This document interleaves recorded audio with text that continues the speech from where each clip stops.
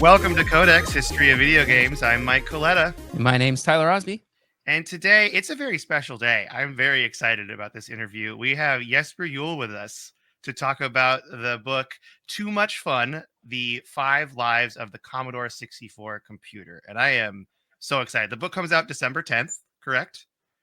That's right. Yeah. So thank you for being on the show and welcome.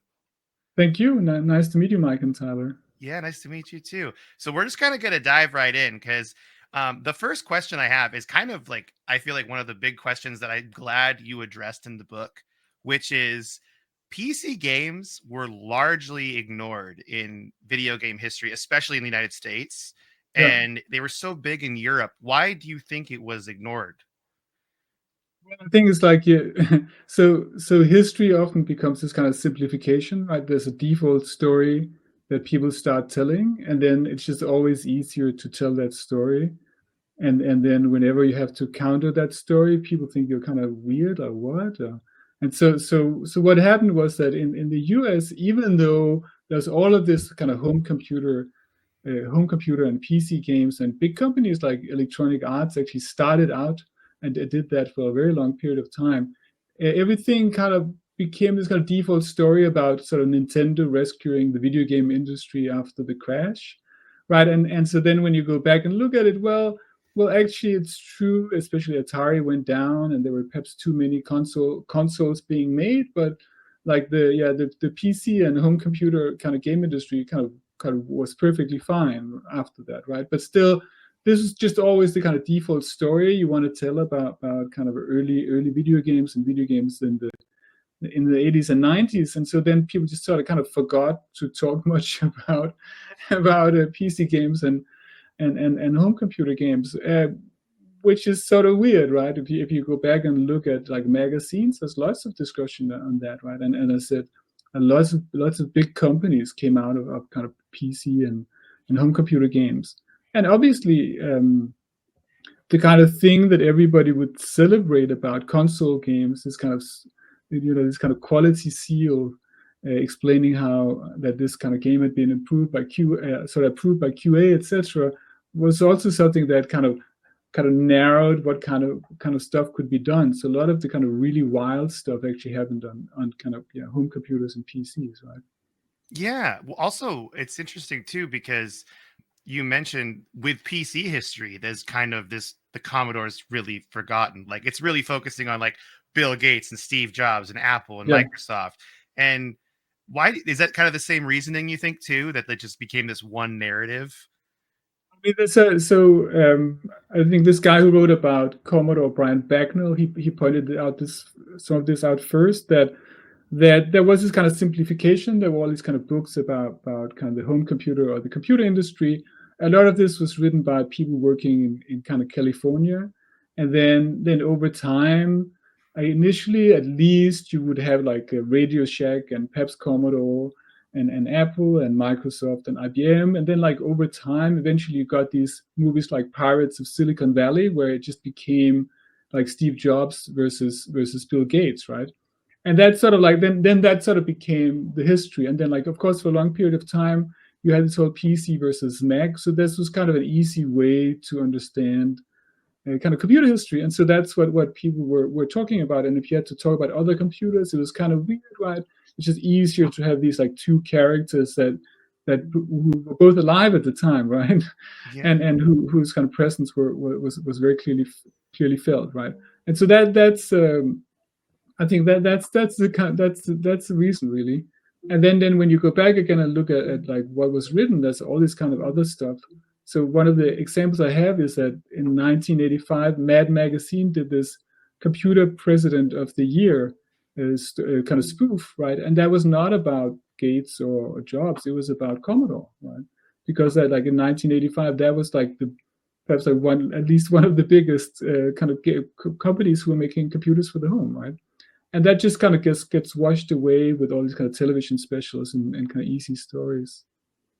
Do you think it's do you think the Commodore was like lacking like a central figure, like a one person, a Steve Jobs or a Bill Gates, and that's sort of why the stories don't stick as well, maybe? That's true, right? So I think that may be one of the reasons, right? At least you might say that it yeah, there was a lot of replacement of personnel and CEOs, right? So you didn't have this famous character that just kind of kept going, right? You had Jack Tramiel, who went on to have own Atari afterwards, right? But I think he's not that kind of well-known a character anymore. But like he's the one that spoofed in the Mad Magazine article. It's also something about there's a bit of a shift from the East Coast to the West Coast in the US, right? That if you take something like the Computer History Museum, that actually started on the East Coast, and you had all these early computer companies there. Now it's on the West Coast, right? And so of course, the West Coast companies are just a little more present. So at least Microsoft is in Seattle, right? And whereas Commodore was in Pennsylvania a lot of the time, right? So there's also even in the US a kind of shift, right? And then of course Europe had these kind of other computers that were kind of super popular, like the ZX Spectrum, which is also popular in a lot of say Eastern Europe because you could actually kind of build clones of it, not easily, but at least you could, right? And so that also, of course, that's outside U.S. history, but even in the U.S., I think that's just like a lot of kind of forgetting about what happened. Yeah. And also there's a stigma too that I didn't really, you bring it up in the book, I didn't realize about this idea of you're trying to advertise your home computer as like professional work machine versus entertainment gaming machine. Like there Yeah, was a difference between home computer and personal computer as like terminology, if I'm yeah. understanding that correctly. Yeah. So yeah, these terms are not like they're not kind of precise, right? But definitely there was at least what people were afraid of was that a computer would be called like a game computer or a game machine, right? So I think what we can see also in this early say 1980s, people are really unsure what a computer is for, right? So they have a vague idea that it's the future, but the only thing people really know they're good for is playing games, and so and so you get this kind of problem that it becomes hard for say a parent who's about to buy a computer for their child to justify it if it's just for playing games, right? So that there has to be some educational or serious kind of function to it, and so that especially Commodore's kind of early advertising for the say the previous computer, the VIC-20, they explained, well, if you're going to get a device playing video games, why not get one that teaches your kid about computers too? And then it's very clear that otherwise they'll be like unemployed and everything will be terrible. They're very clear about that in the ads, right? And then by the Commodore 64, it shifts around, right? It's just like it's much more focused on this being a serious computer, and you use it in the lab and for like for recipes and for the stock market and so on. And then games are just like a tiny footnote, right? And I think one of the things that I quote in the book is Steve Scully from Apple having this kind of weird explanation that Apple is not making home computers, but computers for the home. And it's like it was really confusing when I read it. But what it means is just that at this point he thinks of home computers as having this kind of taint of being kind of unserious, right? And so of course Apple wouldn't of course be making something like that, right? They're making something like much more lofty, right? Very serious. So yeah, very very serious, right? Which of course you can play games on it, but they're very hard. They're trying very hard not to make people think that's the primary goal of it. And you might also say that the Commodore 64 is like very deliberately designed for video games, and the Apple II is a little bit, right, but this is prior to even like most of the games you kind of think of today, or Donkey Kong or Rally X or what have you. So it doesn't really have any of those kind of features for moving graphics quickly around. The Commodore 64 has that, or like the Atari 8-bit before that. So that's also, you might say, it's always like an accusation people could lobby against the Commodore 64 that it was a game machine because, well, obviously it was good for playing games or kind of having kind of fast-paced graphics and so on, which say the IBM PC was kind of terrible for, and I think the Apple II too. Yeah, I'm kind of going off script here, but you just brought something up with BASIC that I really thought of, like I found was really exciting about Commodore 64 is they actually, when they were selling it, they encouraged you to learn BASIC, right? That Yeah. was one of the big benefits of it, which I thought was really neat because now, I mean, you look at computers now and it's not to teach you how to code or use a computer really when you get it. Yeah, exactly. I mean, so that was both. There's also like very, very kind of implicit in the idea, like that it would teach you about computers, right? And then that's one of these ads where this young guy sitting in his room typing things typing basic programs.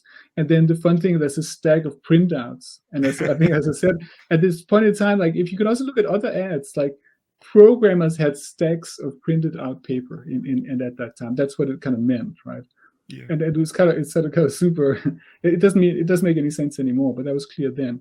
And then yeah, it's like when you open the manual, it's like very clearly tries to teach you how to do graphics and sound, and talks about how you can make your own games and so on. So it's definitely kind of considered kind of a core activity for the computer. And of course, that's also what people did, right? They wrote a lot of games. And it was kind of fun thing to do. And when I talk to people, that's also one of the things they will always talk about, is that they tried to make these games, so they typed in these games from magazines, and sometimes they didn't work, or it was sort of part. So you might say that the dream of having, especially if you're a young person, I think the dream of a Commodore 64 was not just to play games, but also to make them. I think that was pretty important, right? Yeah, it's like a whole, like, it just encouraged creativity, which I thought was really cool and something that's missing today in computing. Yeah. Like, well, you can find it, you just have to go actively looking for Yeah, it, I yeah, guess. yeah. And that in a way is super nice that you don't have to program to use your phone or your computer today. But it's also sad, right? That it's something you really have to seek out, as you say. Exactly. You mentioned something right away. We're right on the same level. I'm excited because you mentioned advertising. And Yeah. when we covered Commodore on our podcast, there was a specific advertisement that we just thought was fantastic because of the song. It's the Are Yeah, You yeah. Keeping Up with the Commodore? And you mentioned that in the Yep. book. And can you talk about that advertisement for our listeners a little bit? Because it's one of our favorites. Yeah, so I mean, so the first thing to notice that Commodore was a little weird in that it didn't actually have a global strategy, right? So it was a pretty global company, like before, like the other, say, computer companies were. They were already selling, say, typewriters and calculators around the world, but they didn't actually have any kind of global strategy. So it's all up to for advertising. So every country actually advertised it slightly differently. And so the one ad that I didn't see in the 1980s, but which has become super iconic, is the one that's called, Are You Keeping Up with the Commodore? Which has this, Are You Keeping Up with the The Commodore? Commodore. A song that everybody Keeping up with loves. you. And it has these kind of really fun, weird things about. So there's a woman typing in a pink spreadsheet in a store. And then they always do this kind of sign to the viewer, and somebody's working in an office, and the young guy who's typing on his computer late at night in order to sort of get a job. Obviously, so everybody's doing this. Are you keeping up with the Commodore? Because the Commodore is keeping up with you. And when you think about it, it's both super catchy and it's also a little weird, right? Are you keeping up with the Commodore? Because then it sounds it has this kind of anxiety to it, right? Yeah. So is that machine actually kind of running away from you? And so it has this kind of threat, you might say, that if you don't get this computer or your kids don't get it, like you'll be homeless soon, basically, right? Yeah. So it You'll be has left that kind of, behind. yeah, left behind. It has that kind of implication. But yeah, because of the jingle, now it's kind of super well known, and the phrase is well known. And of course, it's sort of fun that a lot of these ads, like, this was considered super ephemeral stuff, right? So it's just because someone randomly recorded it on the VHS tape at some point, and then like found that VHS tape and uploaded it, that we still have it, right? That's so great. I love all the like magazine cutouts in there you have too as well, and the manual. I actually wanted to talk to you because one of the things I love about the book is on your website, which I've included down below, jesperjuul.net, is that you have all of these emulators for Yeah. the Commodore, and you can actually try this yourself, which I thought was so cool. And I did it as I was reading the book. I would like jump to the website. And what made you want to include that in this? Well, I mean, so like I've written about video games for a long time, and sometimes I've even tried this where I think I was writing an article about Journey, I think, and then it's like, oh, I'm sorry, the publisher doesn't want you to have pictures, right? And it's just sort of it just feels sort of absurd, right, to have a kind of visual medium like video games and not to be able to include pictures that you can discuss, right? And then I think for the 64, it's just such a central experience being able to actually, like, this kind of thing. You talked about, yeah, programming it, right? You turn it on, right, and then you type something and something happens. And I just felt it was really important for the reader to have access to that to that experience kind of very easily. I mean, you could say like, well, just download an emulator, yada yada, right?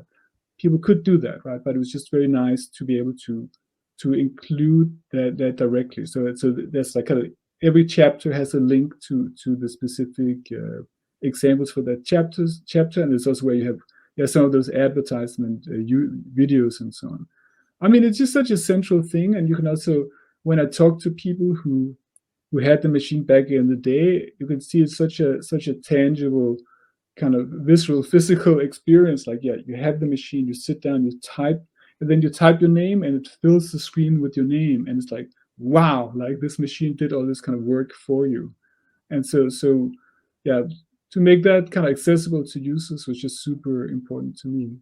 Because you had a Commodore 64, correct? Is that Yeah. like so? What's your like personal history with it? Were you playing around with it and like making your own games and everything like that? Yeah, well, so it was so I was steeped a little in that kind of environment. So both of my parents are academics, so they did take me to that, like the university mainframe computers, sort of around in 1980 or something. And then for some reason, I just had this desperate want. I really wanted a home computer. I just remember saying this to my parents. I don't know why. I just really wanted one. And then eventually they got one, like, so it's for everybody, right?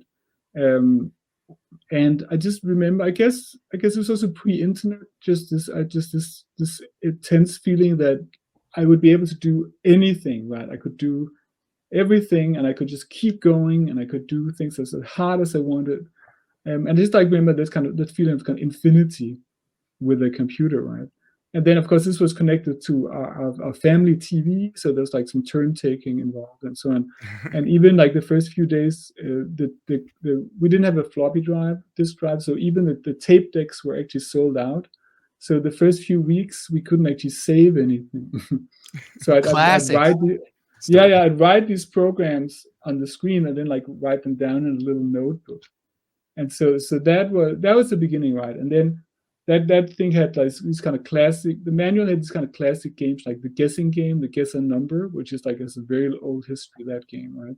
And then I remember doing. I actually found them now, like various versions of Snake and these kind of multiplayer versions of Snake. You like which were like the Tron Light Cycle game, and yeah, lots of kind of guessing games. And later I sort of graduated into to programming in kind of machine in assembly language, and did all these became part of this what's called the demo scene, which is sort of this kind of competitive culture of making kind of very difficult programs, but also kind of beautiful programs with sound and kind of music. So I spent a lot of time during those years programming the Commodore 64, but it was also, I mean, it was amazing. Like I have a lot of friends from back then, which I still kind of see, right? So, and I do also think it taught me about, well, both about how video games are structured, right, but also about just kind of working, basically, or just.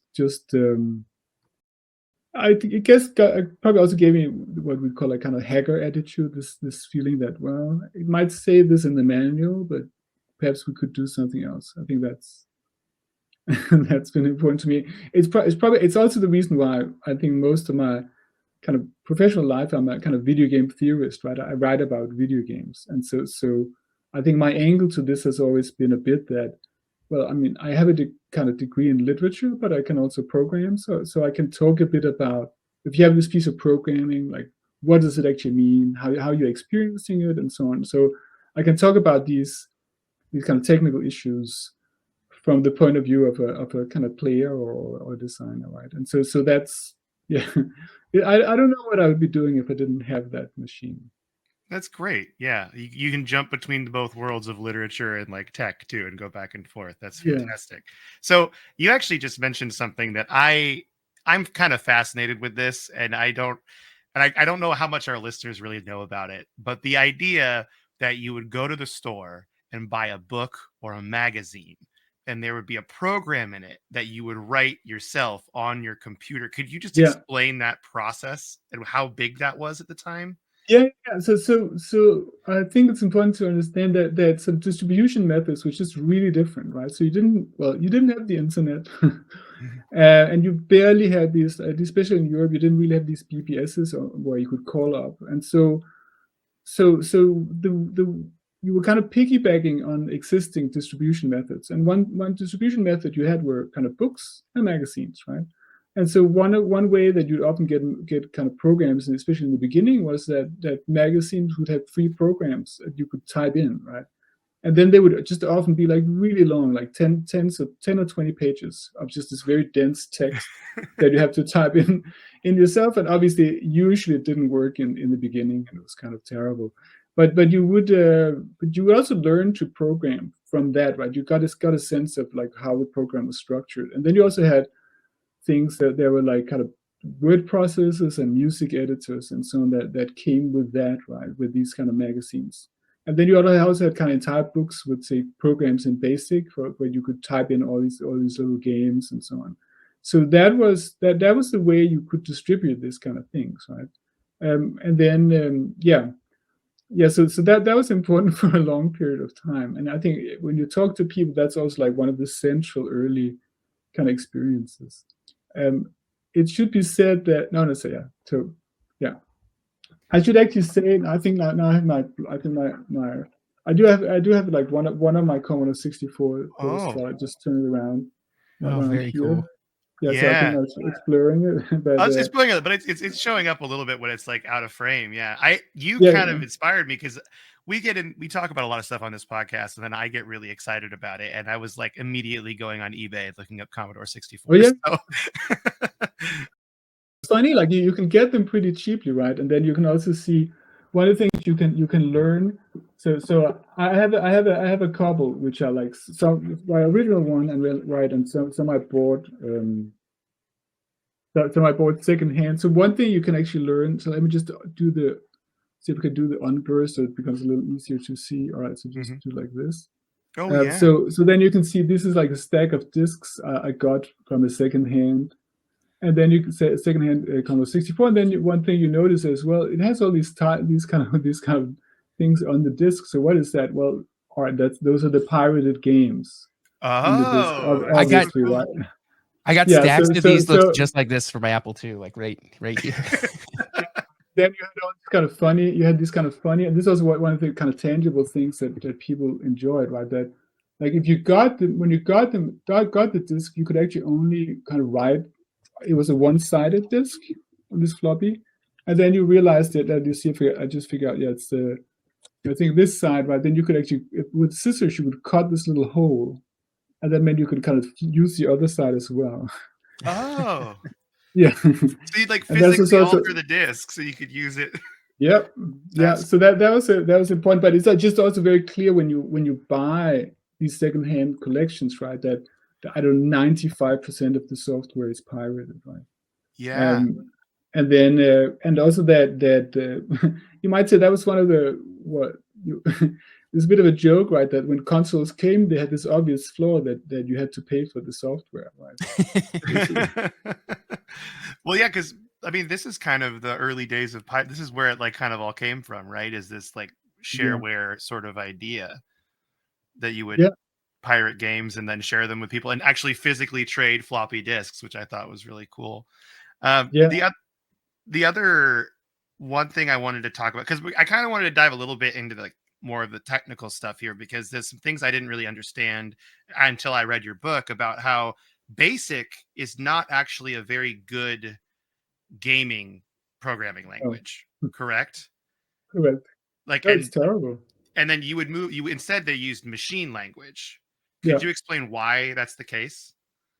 Right. So I mean, later on you got BASIC is a specific programming language that was made in the early 1960s, actually at Dartmouth College, and so it's meant to be like a very accessible intro to computing, and it kind of works pretty well like that. But most versions of BASIC at the time, at least like these kind of home computer versions, were kind of actually really, really slow. And so, for example, Commodore used Microsoft's version of BASIC, and some of the stuff is actually programmed by Bill Gates, kind of weirdly, right? But it's you can't really like scroll the screen or something. Like if you do that, you'll see like every little characters moving like slowly, right? But then if you actually switch to kind of machine language or assembly, you're kind of going directly for the kind of machine, the instructions the kind of CPU, the central processing unit, can understand. And that's like on the Commodore 64, that's hundreds or perhaps 1,000 times faster. So to do a proper and basically you can do a few things, right? You can move a little sprite across the screen, or you can change a few characters, but you can't do anything like you can do in kind of machine language. In machine language, then you can suddenly like move the entire screen and have like layers and like multiple and then dozens of sprites, objects flying around, and so just a completely different thing. So to do a kind of anything like an action game, you would have to use kind of machine language, and so that was kind of clearly this experience. Like the manual talks about programming in BASIC, and then you kind of knew that there was this other thing that was just infinitely more powerful, and that you might say that power differential was just really motivating, right? So that you wanted to do this because you just knew there's all this kind of stuff you could do if you learn this other language, which is it's kind of dense as a machine language on the Commodore 64. So it doesn't operate. It can only operate on whole numbers between 0 and 255. So you can imagine, even if you want to have a number like 10,000, then you have to have like two numbers that make up that larger number, and so you type out there's lots of very small instructions, but then you get a lot of speed for that, basically. So the trade-off then is like a complexity, I guess. Like it's just harder to use assembly. Yeah. I mean, it's very yes. Yeah, and I mean you get used to it, obviously, right? But yeah, it takes a lot more time to do something, a lot more typing, basically, to do like even the most basic, simple little thing. So did you have a moment growing up when you were messing with BASIC and like working on it that you switched over to assembly and it had like a eureka moment? Did you kind of have that? So I had this. I should actually show you this. I should try. I had actually planned for this. So this is my very. So this is like I'll just turn off the blurriness again. So this is the Danish manual for the Commodore 64, right? The basic, literally basic manual, and it has this kind of basic programming and so on, right? So that was like the manual that came with the machine, and then this is my beat up programmer's reference guide. So this is one that you had to buy, right? And then that's the one where it suddenly kind of explains like all of this kind of machine language kind of programming. I think it blurs a little, right? But so this was like once you've got that, then you suddenly had this like this feeling that you had access to this kind of intense kind of other world of kind of power, right? And so if you only kind of managed to figure out what was in this like kind of 400-page book, then you could suddenly do all kinds of other things, right? So that explains how the chip works, and even something like how the timing works between the chips in the computer and so on.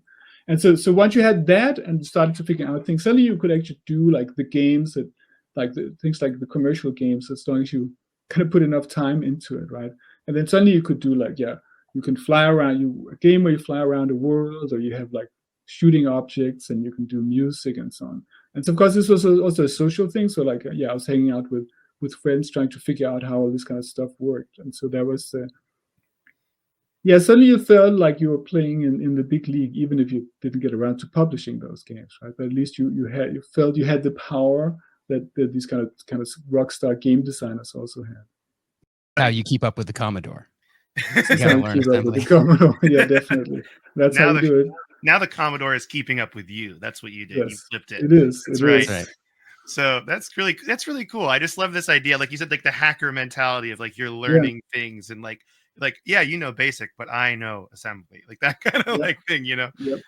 That's so actually there's a game I kind of skipped over this, but it seems like there was a pretty significant game, and I have actually, like, in museums they tend to have this game, but the lunar LEM rocket game, like where you land the lunar lander, that's like one of the first kind of games that a lot of people played, correct? Yeah, so we talked about this typing in. So there's a guy called David Al who did this book kind of about games in BASIC. So it's this book full of games you could type in into BASIC, and it even there's like the first version is prior to people having home computers. So it's actually for probably like mostly for these kind of university computers that students were hanging around, right? So it's basic games for that, right? And this is where he talks about Lunar Lander being this LEM game being one of the kind of most popular games around, or the most popular game around. And so basically, it's textual, right? So you're going to land on the moon, and of course it's kind of tied to the moon landings, and then just says you have this amount of kind of fuel, and you have this speed, and then like how fast do you want to fire the retro rocket? And then you can either like fire too fast, and then you run out of fuel and crash, or you can fire too little, and then you crash because you're going too fast, right? And so that was a kind of pretty major game genre. And so if you remember, there's also is a kind of Atari coin-op version of this, which is this kind of the vector graphics, like a green white outline, and it's kind of flying around and landing, which was kind of the graphical version of that. And so that was a central early game. But I think that's also, again, perhaps ties into the PC home computer thing, that we tend to forget there was this whole culture, even like from the early 60s and the 1970s, where people were making these, say, non-commercial games, say, in BASIC and other languages on these university mainframes, right? So that was a real thing. And then you can see that in say like the user manual. There's some traces of that. There's some of these games like the guessing game, which is originally in David Al's book. So some of that kind of carries through, right? But yeah. What's the guessing game? You've mentioned that a couple of times now. Right. So this is perhaps one of the first games that you can write. So basically, the computer says, "I'm thinking of a number between 1 and 100," right? And then you guess a number, and it says you go higher, and then or you go lower, right? And then until you guess it. It's pretty easy to program. It's actually my kid actually took a Python class, and they did this game, which I thought was funny. So it has this like, it's been going for at least, probably like 50 or 60 years, this particular game.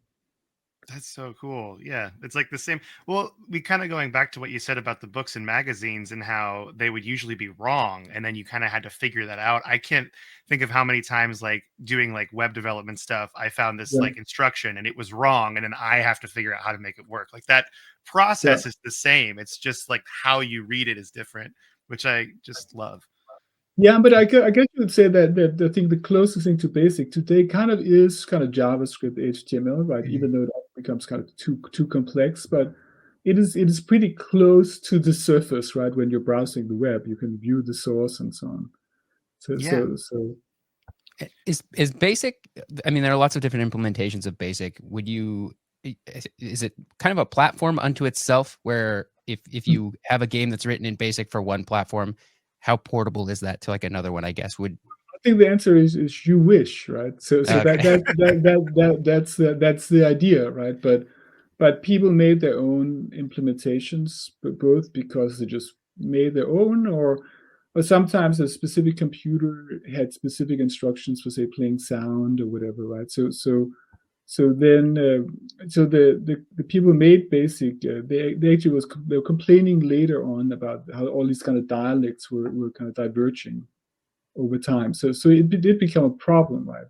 But of course, then the idea is that you know enough about BASIC that you can kind of adjust the game to your own computer, right? Yeah. Kind of neat, like porting in real time as you're like going through the magazine. And I mean, the slowest, I think another type of game people often did on the Commodore 64 and others were like the text adventure, because that's the kind of stuff it's a bit slow, right? But you can actually make a text adventure and then kind of very crudely make kind of with different rules, and you have to type in the right things and so on. That's the kind of thing you can do basically. That's very common. A lot of people did that. So that was also a genre that was kind of available in BASIC.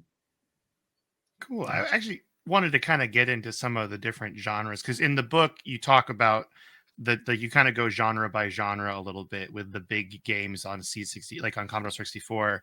And so I just wanted to talk first about like adventure games specifically and how they kind of came into their own, because you Yeah. mentioned just text adventures, but there were other adventure games also as it kind of evolved, correct? Yeah. So pretty early on, so like 1982, 1983, you started getting these. So text adventures, you might say it's a bit like Basic. They were kind of easy to transfer across platforms because all platforms had text, right? Yeah, but then you started getting. I think one of the early important games is The Hobbit, which is originally on the ZX Spectrum, which starts having this a bit like King's Quest. You might say that you type, and then you get some graphics kind of on top of that, and then that kind of gradually, evolved. There was there's a whole kind of genre of these games which are based on you type something and then it shows you some graphics on top, and then but then later you get to games like Zack McCracken or things like this, where suddenly you no longer type anything, but then you're more like you're clicking on various kind of verbs and so on, and so then the typing kind of disappears, right? And then you might say, then pretty soon that disappears too, right? And then you're just kind of walking around, and then you might have some kind of contextual menus or use this object and something like. But so that happens during the like 1980s, that the kind of text adventure kind of dies, right? But there's some kind of really important early games like The Hitchhiker's Guide to the Galaxy. I don't know if you read the book, right? Yeah. It's a really wonderful game by Douglas Adams, who worked on it along with Steve Moretsky. And it's already like so I forget, this is 1984. So it's already a parody of text adventure games, which is kind of hilarious, right? So it's kind of only a genre that's kind of a few years old commercially at the time, but it has all of these kind of jokes where sometimes the computer is lying to you, which is super weird. So you go port, and then it says, "Oh, you can't do that," and then it says, "Oh, actually, you did," after a little while. I love that. And then you're carrying these like absurd things. You're carrying no T, for example. So like you're carrying this kind of negative thing, and then it has some genre thing. That's actually a pile of junk mail you have to pick up pretty early in the game, otherwise you can't complete it. So these kind of things that everybody knows is bad game design, but it's just super hilarious, right? So that is kind of amazing, right? You have this early game which is just in a way so aware of all of the conventions of the genre, but and then makes fun of it, right? And so that's amazing. And I also like, and The Hobbit, I think, which is, I don't think it's that well known in the US.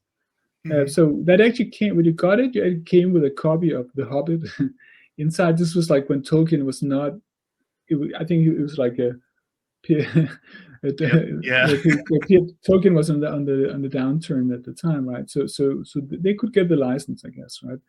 But then it's super advanced, right? So it's made by a programmer called Veronica Meckler, and so you can tell other characters to do things. You can give them sequences of commands, and they'll go around and do stuff. So it's like really, really advanced. It's done in like 1982, 1983. It's kind of really surprising when you think about it. And then it has these various bugs. You can actually, it's like you have to ride this barrel, and then you can actually go around and do it several times. So you can get a score above 100%. But that's kind of, it's all in a day's work, right? But it was really good, right? Yeah. And then I think that then the big thing I think as you're going to is that then the whole kind of action adventure, right? So I like reading about, you like reading Wikipedia too, I guess, right? So that there is this whole kind of Commodore 64 action adventure kind of tradition, or sort of predating something like kind of Metroid and so on. So like from around 1983, people start realizing that, well, you can do a platform game with a series of levels, but then, well, how about you actually can go back and forth between different levels? So this is like the start of the action adventure game, right? And if you look at Wikipedia, that European history kind of just isn't there, right? So you might say it's also an American game like Impossible Mission from 1984, but then you get all of these whole range of games like Wanted Monty Mole and Cauldron and so, which are games based on basic kind of action platformers where you traverse the world and go back and forth, and in Cauldron you can fly to, and all this kind of stuff that happens in Europe before anybody has heard of Nintendo, right? So there's this whole history of that kind of genre being developed in Europe at the time, right? And so then they have this. I quote some of these funny things in the manuals, right? So they have to explain to people what this is. So in this game, Son of Blacker, there's this kind of inlay in the cassette. They explain, well, most of the time, so here's the whole map, but you're only seeing a small subsection of the map. And the reviews are explaining is it's amazing. Then the level can be larger than the screen, right? So this is like really new stuff for people. So they're like trying to very hard to explain it. And so, but that's to me, that's also kind of super hilarious. That's just kind of whole history of that, which I think is kind of forgotten. It's not. It's sort of considered like not part of game history, really, right? But obviously, you had lots of developers like kind of Rare, who was later doing things like Donkey Kong Country, and so they came out of that tradition. So of course, it's actually kind of really kind of important and formative, but just kind of not anything that people think about, really. Yeah, you mentioned that those mechanics too are like oftentimes made before they were made for console. Yeah, But how they weren't necessarily like inspired by, right? Like it was kind of like parallel thinking in a way. that's an excellent question, right? So I don't know that there's some kind of big kind of historical question. So basically, I don't know anybody from Nintendo who said they played these Commodore 64 games, but there is a very strong Commodore Nintendo connection, actually. So HAL Laboratory, who later like console developer, they were actually making games for the Commodore VIC-20, like the predecessor to the Commodore 64, and Satoru Iwata, who was later head of Nintendo, was making games for Commodore's VIC-20, right? So there is a pretty strong Commodore Nintendo connection, which is also sort of like, all right, that's actually funny. It's not something that anybody thinks about anymore, right? And then it's like, I don't know, right? So it doesn't seem, it seems kind of likely they must have had a Commodore 64 lying around, even though it wasn't popular in Japan. But I don't know, right? It's kind of all conjecture, right? So it could be entirely parallel. It's possible, right? But yeah, so it might just be it might be parallel invention, but it's just sort of funny then that like when these Nintendo games then come to Europe sort of a few years later than in the US, so there already is this kind of platforming game tradition. There already is an action adventure tradition. There already are games where you kind of fly around these kind of worlds, and so that's been a thing for a very long period of time, right? And to me, that was one of the kind of things I wanted to write about in the book, right? Just that, well, hey, there's this really important big history, right? And it's clearly influenced like European developers, right? But people don't write about it. And then you might say that so why do you write a book? So one of the points about writing a book is that once I have written that in a book, somebody can put that in Wikipedia. Yeah. you gotta cite your sources on Wikipedia. So yeah, you can't just do original research, right? But so once it's out there published, then somebody can do the edits, right? And so that is, I mean, that is a motivation for me in this case too. Definitely. I mean, it's exciting that it's still kind of a mystery, but we don't know if it was like one invented the other. Yeah, parallel invention. Yeah. But it's strange that you mentioned HAL, because we've been doing a Kirby series for like 5 episodes now. So it's like really weird that that's just happened to line up with what we're talking about. Yeah. So that's fantastic. Okay, I have some more stuff here. So because there's a couple big games that are directly inspired though by Commodore 64 games. And I kind of wanted to go through those for our listeners here. So the first one I wrote down is Little Computer People is a game that inspired The Sims. Could you talk about that for a bit? Yeah. So this is an American game. So let me just get the date right. Yeah, because it was just like it's pretty. There's a couple different games like this that like directly inspired some really big series that we all know. So Little Computer People is from 1985, and that's a game by Activision for the Commodore 64, right? It's also like, oh, did Activision make Commodore 64 games? Yeah, they did, right?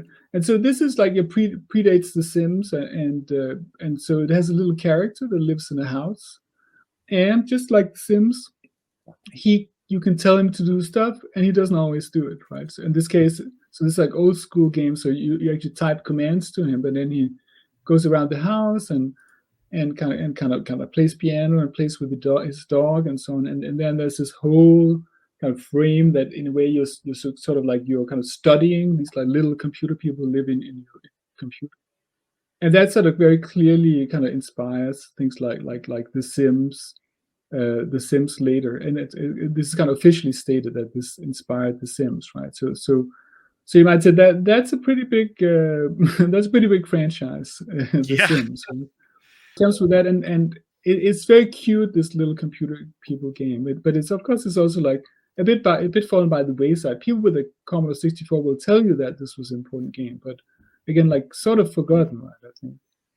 Yeah, I was wondering too, because there's a couple more like I have. So, and I don't know if I'm pronouncing this right, but there's a game called Raid on, is it Bungling Bay?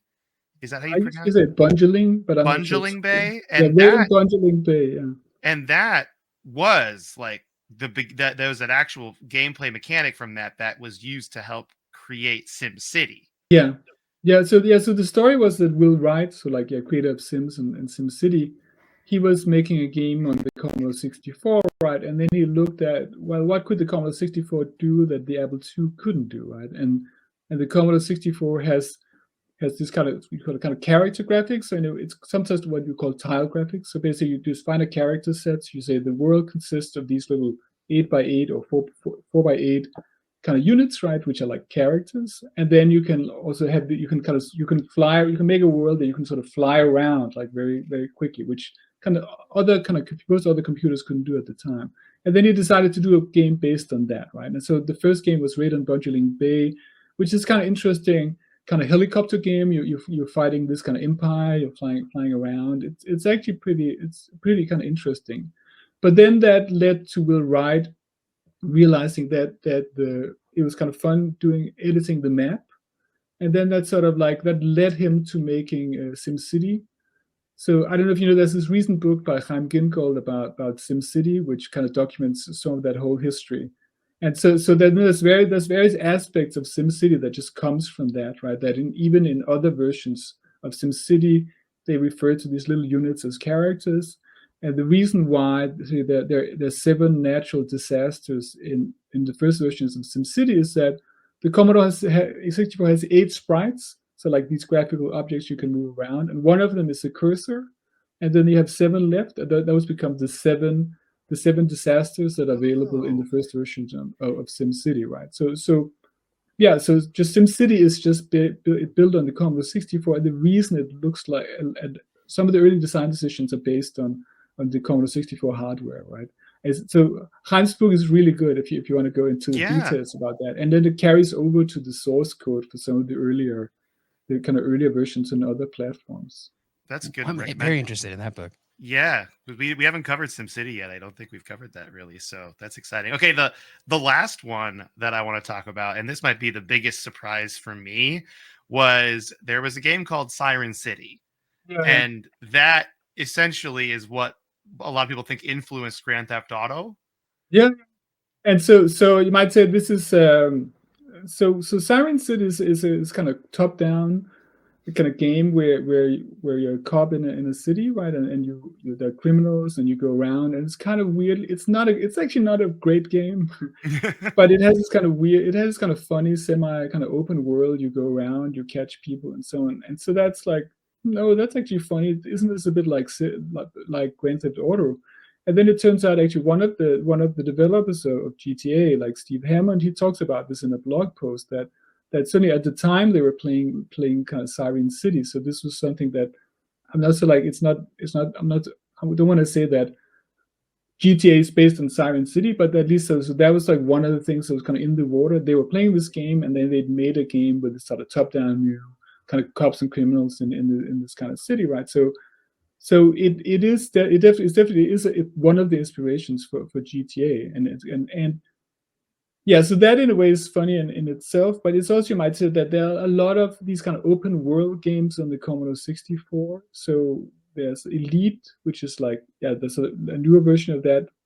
It's originally for the BBC Micro, but it's like really popular, where you fly around kind of a galaxy, and you don't have any there's no enforced goal. You can just like fly around or goof around however you want. And there's this early Sid Meier game called Pirates, which is also a Commodore 64 game. It has a bit of the same. You can go around and go do the things you want and so on. It has a lot of kind of freedom. And I think that Siren City has a bit of it that's going on as well. So the open world game was actually kind of very popular on the Commodore 64. And so then you might say it's not surprising that somebody who kind of grew up in that tradition would make something like kind of GTA, even if when GTA came out, its open worldness felt kind of radical. But it's definitely part of a special Commodore 64 tradition of open world games, in addition to being directly inspired by Siren City. Yeah, that's incredible. Again, that fact just blew me away as I was reading the book. I was like, I had no idea that's like an influence kind of like not based on, like you said, but an influence or inspiration behind it. Yeah, I mean, to me, it's like they always feel a little similar, right? And that was just sort of fun. I actually read this quote from this guy. It's like, all right, okay, that's it's funny to see some documentation of it that he thought so too, right? That's just one of the things that I love about going back and talking about these old machines that maybe people have fallen out of people's memories. To see the lineage of those games and like the stuff that is really popular now and was developed, maybe in the 90s or the 2000s, but like you can trace it all the way back, and that part is just really, really cool to me. It's fun to see the way that that history, like these artists, like influence each other. I think that's really cool. It is. I mean, it can also, the other thing can also be fun. It can be fun to play games that were never picked up, right? That had some kind of funny mechanic that nobody ever used again. And I mean, that's hilarious too, right? But I agree there's something nice about thinking about, all right, this actually led to this and this led to this. And now by this time, everybody understood, say, like what an open world game was or what an action platform was. And so when they made this game, it was kind of very easy for them to do that. I think that's just super, super interesting. Definitely. So I mentioned one of the games that there's a game I don't mention in the book, which is an example of something that wasn't picked up. There's a British game called Bozo's Night Out, which is basically about being this kind of British guy who gets really drunk, and that's sort of like and it has this kind of stereotypical what's called Andy Capp humor. So like you're leaving home and then you go to the pub and then you get really drunk. And then like your characters kind of swerves and eventually like pink elephants start appearing and so on. So that was like that's kind of, it's kind of I remember being kind of impressed, a little scared by it at the time, right? I don't think that's been picked up later, but it's just these kind of dead ends are also kind of hilarious too, right? They'll get incorporated into like smaller bits. Like I think you can do that in some Grand Theft Auto games too. It's like, and then I'll be drunk. Oh, that's actually true. Yeah, you're right. Yeah. Now I want to know if there's any games that are modern where you get drunk and pink elephants show up, and it's like a nod, to that very obscure reference, like to look for it in a game. Let's all spend our time looking for that now. Yeah.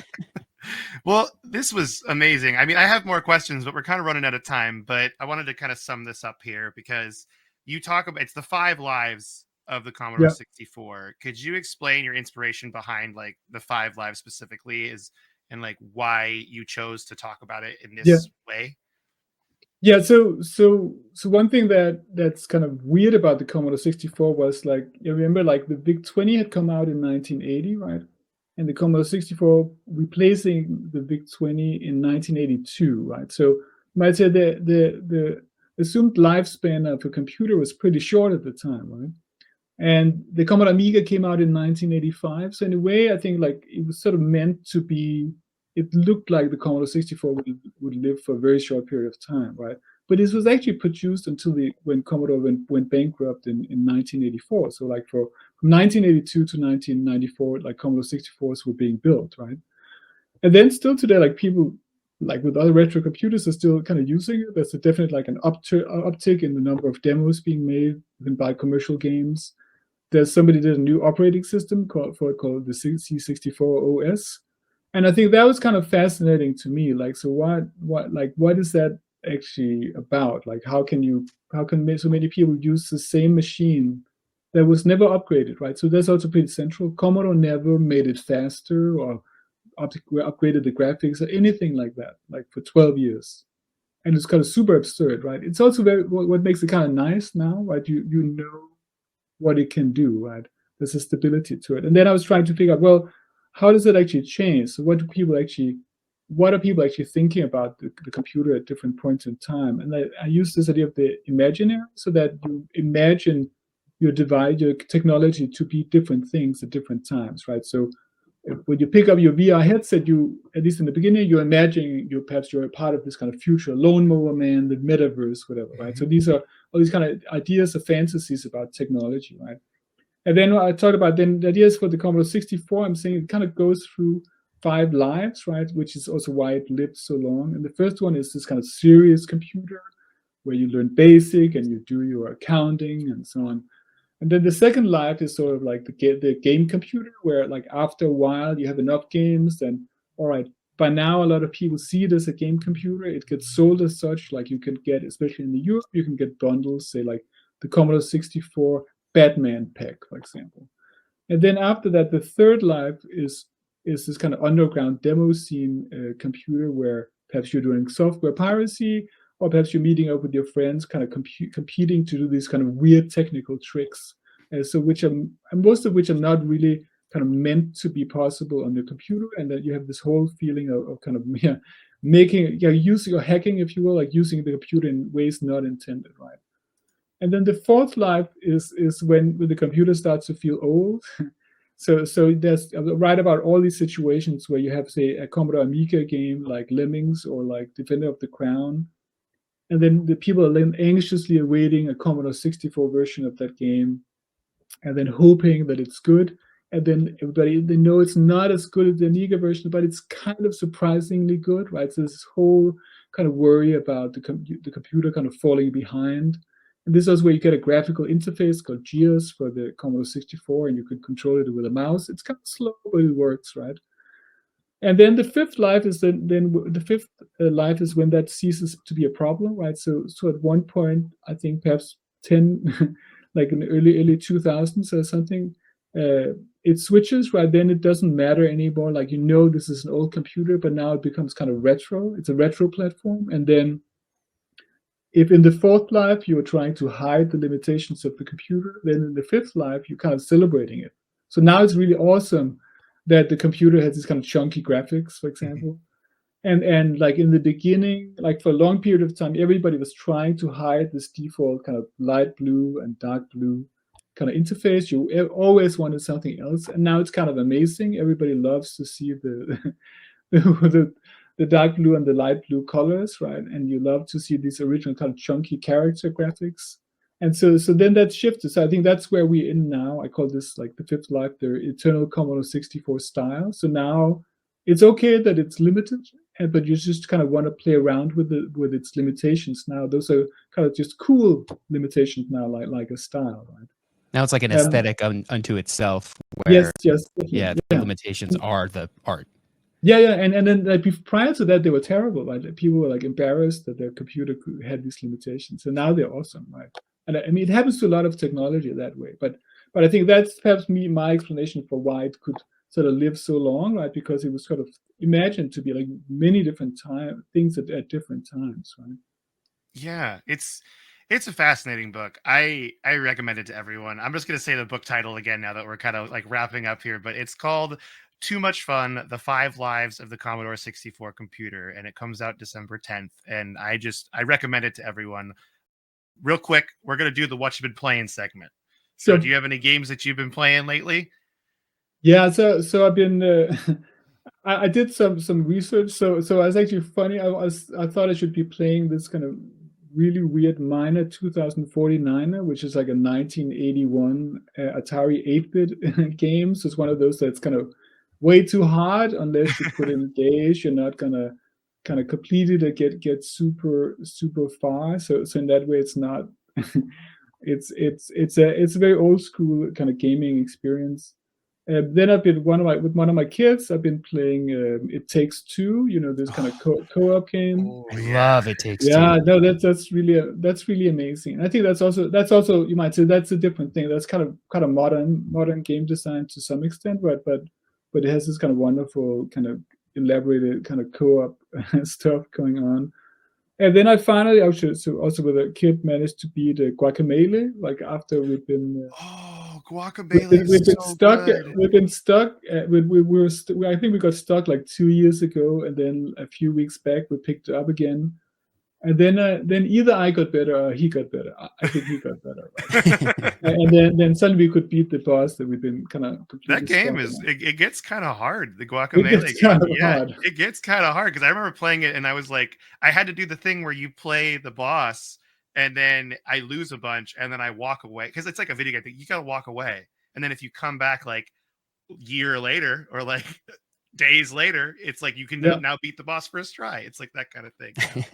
Yeah, it's possible. Yeah, you wonder like what's going on. I love the It's Pollo power in that game where you become a chicken. yeah.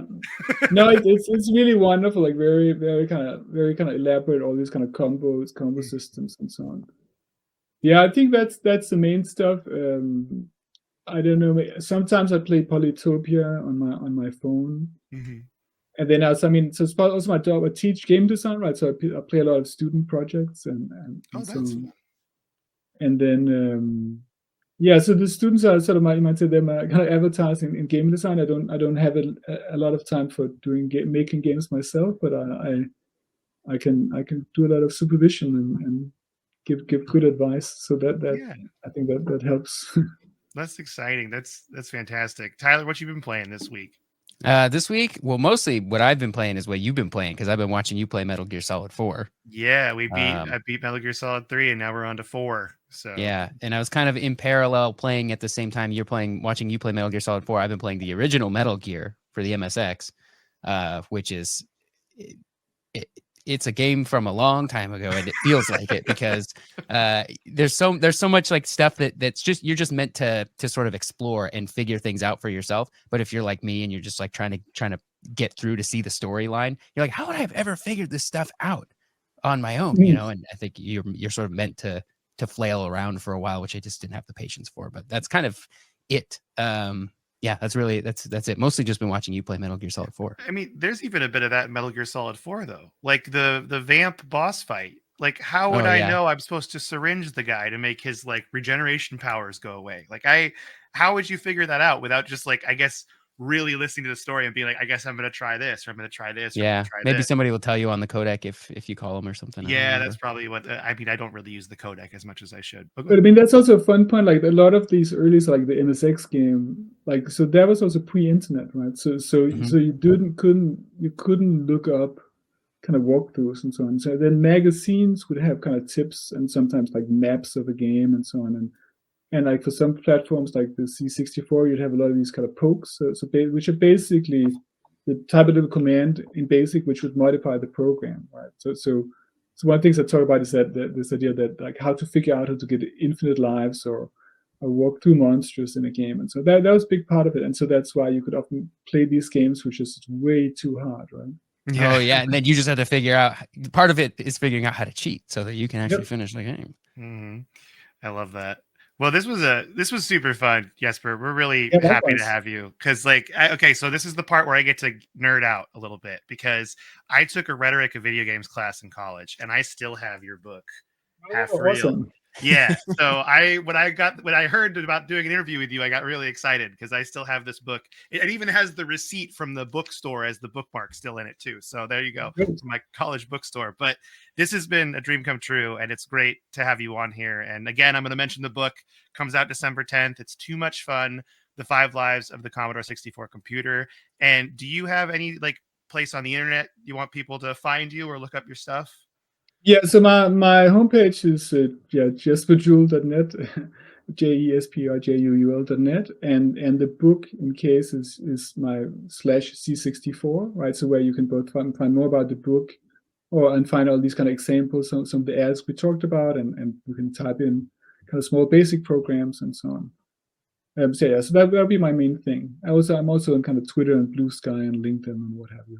Nice. I just got on Blue Sky, so that's Me too. exciting. Yeah, I'll follow you on Blue Sky. This is cool.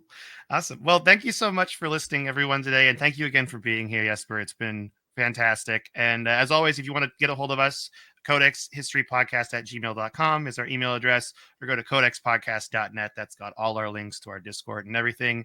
And with that, Tyler, would you like to say goodbye to everybody? Goodbye, everybody.